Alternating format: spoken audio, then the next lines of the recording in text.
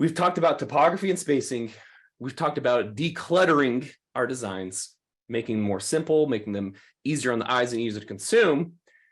And we've done all that without using any sort of graphics besides buttons and pop-ups and covers like that. So now we're going to actually finally get into using visuals and graphics in your designs. And there's a few ways I wanted to go about this, and ultimately I kind of covered everything, but I think it's going to be pretty good.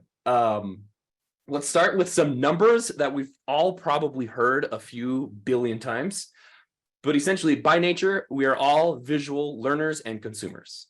People retain 80% of what they see, 20% of what they read, and only 10% of what they hear. So by and large, we like to look at things rather than hear things. Visual elements are processed 60,000 times faster than basic text on its own. You think about the bad example that Katrina had just showed us.